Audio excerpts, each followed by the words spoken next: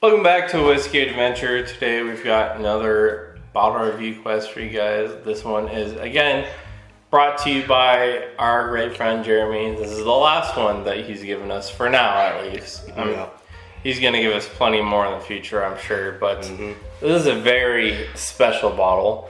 It looks like a regular Jack Daniel's Rye bottle, but this is actually the Jack Daniel's Rye Heroes Selection, chosen by heroes for heroes.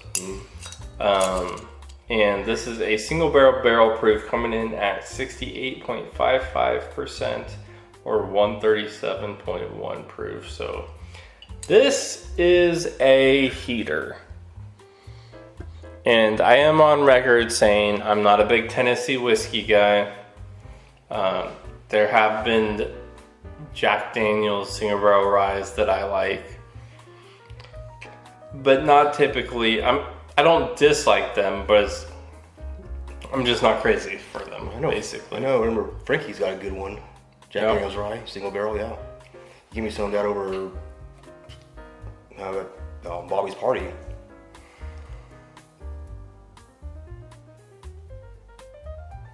A little bit of bubble gum there. Yeah, bubblegum, some confectionery sweetness. A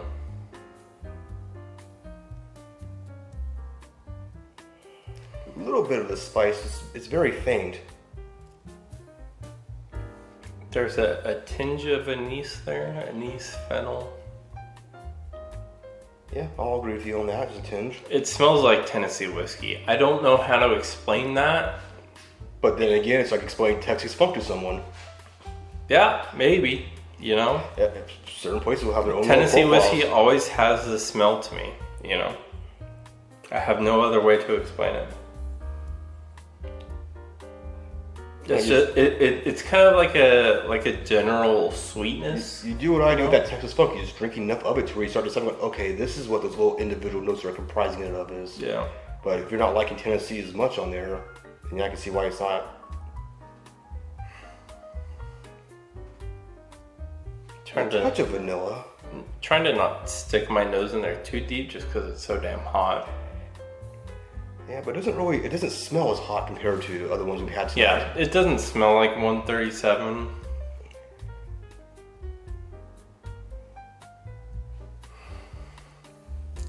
Yeah, but it's very pleasant, very easy on the nose. It smells like a JD Rye. True. To get to about.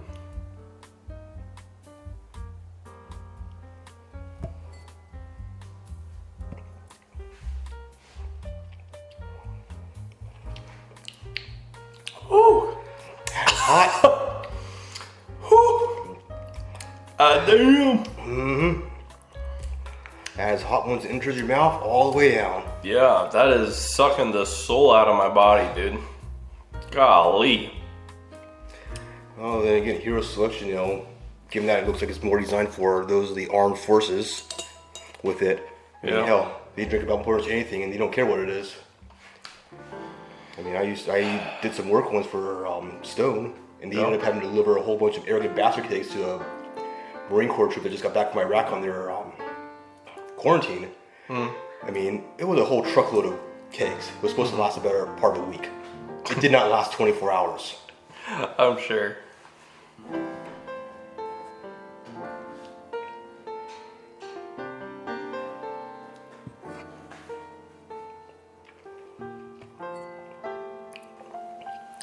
God, it's just so hot.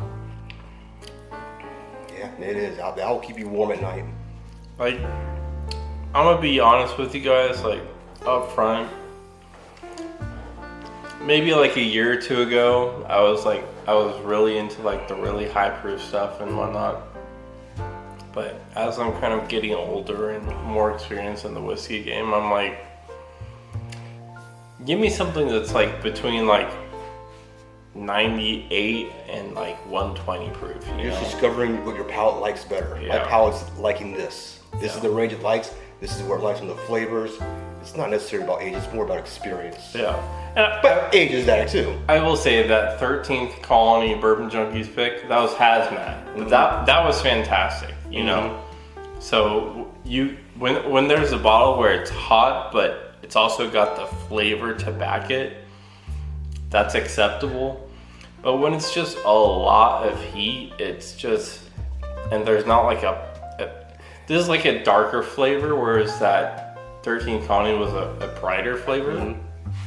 So when it's oakier and darker, it's harder to get past that proof, you know? Right. So that's kind of just what I'm struggling with right now is the proof and getting past that. I want to add some water to this. I know we haven't really given any notes as far as like pre-water, but it's just so. It's almost hazmat, you know. So damn hot, you can't get any notes. Yeah. So I'm probably, I won't say I'm done buying whiskeys this hot, but I feel like I've got to doing some more research on it. Yeah, I've got to try it beforehand, you know, to know should it actually be at that proof or should it... At a certain point, you're just gonna stick to what your palate likes the best. Yeah.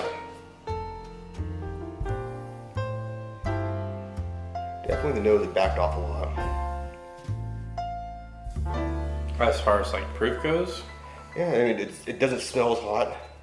No. But I feel like the profile hasn't changed much either. Hold on, I'm getting something. Just the way that Tennessee whiskey comes across to me is it's just like a general sweetness, I guess. Hold on, I'm getting a different note here. I'm trying to put my finger on it. Might be a nut or something. Hey. Yeah, I don't know. I get sweetness and a little bit of bubblegum. Yeah, but all the confectionery sweetness is gone with the water. At least on my nose. It's not so much a sweetness. It's more of like that powderiness, like a powdered sugar, you know. Yeah, so with the water, I'm not getting any sweetness at all. Just very dull, very.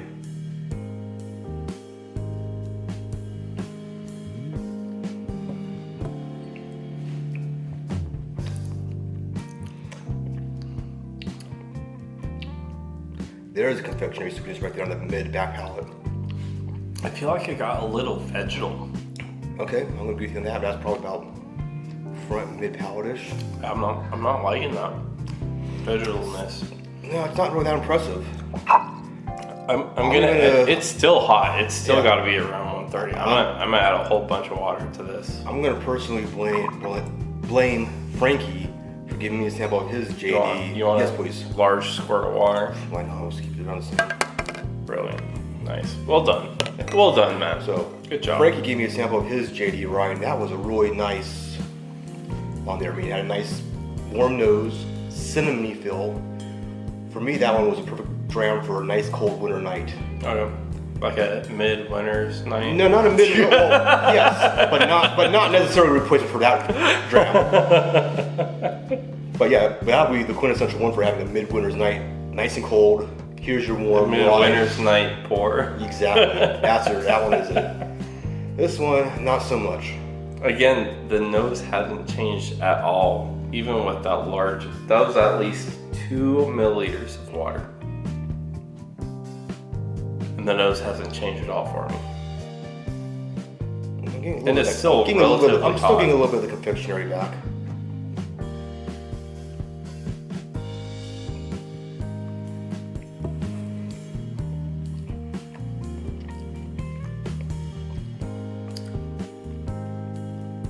Okay. The proof is finally dialing back a little bit. It's still around 120 probably, but the flavors are starting to come out a little bit more. To me, this is my favorite so far. You can actually taste the whiskey, which, you know, when drinking whiskey, I feel like you should probably be able to taste the whiskey instead of just suffering the whole time. Right. But I feel like it can even use more. But that is like almost 3 milliliters. Actually, cubic millimeters, I believe, are the same. Cubic centimeters is. Cubic centimeters, yeah. Same as cubic milliliters, so.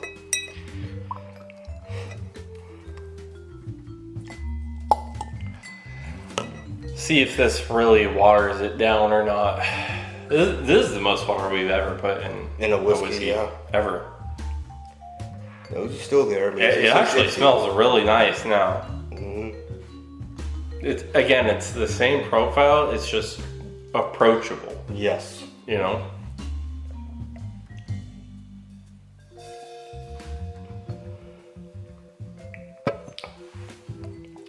Definitely goes down easier right now. Nowhere near as hot. I also think the flavors have disappeared on the palate. Yeah. Before this squirt of water, I think it was better. Yeah, I agree with you on that. The few drops and then the extra pour that we did afterwards, that's where it peaked. It's kind of fallen off the cliff now, for sure. Yeah. It might be a good mixer cocktail somewhere. I mean, it'll definitely stand up to being mixed for sure. But given that its target audience is our armed forces, you don't give a fuck. They'll just drink. Yeah. I mean, you're talking to these 18 to early 20s, and they're going, yeah, pour it, pound it. And again, if you like Tennessee whiskey and Jack Daniels, it's a good collector's item. You'll probably adore this bottle. But I'm not a Tennessee whiskey guy. I'm not a Jack Daniels guy. Even the 10-year and the 12-year, I'm like, it's okay. Yeah. It's not bad. I enjoy the 10-year more than the 12-year, but that was the first batch when they first released it. I haven't tried any since then. That's just kind of how I feel about Tennessee whiskey, but... Yeah. But given that this is an armed forces one, any family, anyone you know in the armed forces, give a shout out to? Yeah. I mean, my grandpa, he passed away last year, I believe it was. He was a decorated vet from the Vietnam War in the Air Force, so rest in peace to Gramps. But yeah, I come from a somewhat military background. Grandfather was World War II, Korea, Vietnam. Damn. My uncle, his oldest son, was Vietnam. My other grandfather was World War II briefly. Okay. I had a couple cousins. They served in Iraq. Okay. And most importantly, my brother-in-law is in the Air Force, currently stationed at Albuquerque, and he's about to be transferred overseas to Europe. Oh, okay. Within some time this year, maybe. There you go. That's a lot more than me. I've got my grandpa from the Air Force, and my great-grandpa was, I think, in the Army. I believe he was a mechanic in World War II. Yeah, my grandfather, World War II, he was, World War II, the trifecta pretty much. World War II, Korea, Vietnam. He joined at 17. He had his parents to sign off on that because that's what he wanted to do. The fact that that's even legal is 17 years old. We have his whole... You can't drink, you can't smoke, you can't do fuck all, really. Well, but you can die for your country at 17. But then again, in the 1940s, he didn't give a fuck. I mean, he issued him his military pack cigarettes, his military package, liquor. I respect it. I'm just saying that. But my grandfather was actually aboard the USS Missouri during now I'm finally spacing the name, the unconditional surrender of Japan. Really? So if you ever see the Times photograph of the surrender, it's like this angle right here, picture my grandfather has, it's like from over here. I'm coming off camera on this one. Oh, damn. Yeah. He was right there. He was right there, maybe 10 people away from the Times photographer. Damn. But we have a picture of that, of General Tojo signing the unconditional surrender. Nice. But that's gonna be it for this video, you guys. It's Tennessee whiskey. Yeah. Again, even like Coy Hill and Twice Barreled, I'm just not a big fan of. If you like Tennessee whiskey and you're looking for a good review on that, I'm sorry, this is just not the channel for that. It's just not my palate. There's not really anything else I can say about it. I mean, on a personal level, I've had far better JD ryes than this. Yeah. From a collector standpoint, respecting our military standpoint, this is an awesome bottle. Yeah, for sure. Yeah. If you're all about the troops and everything, I mean, can you even get a bottle? This was only sold on military bases. Yeah, that's what I thought. So if you're not, and I've heard it was only on I think it was probably much Army and Marine Corps. My brother-in-law didn't say there was nothing on, so just on the Air fuck the Force Navy. base. Fuck the Navy, fuck the Air Force, fuck the Space Force. Space But again, that's as far as I know. I only know of what one Air Force base had. So I can't say anything about the rest of them. Valid. Alright, well, that's going to be it for this review, you guys. If you guys have any requests on bottle reviews, let us know down in the comments below. We'll try and get a sample, or if we can get a bottle locally for a decent price, we'll shoot you guys a review. But other than that, catch you guys next time.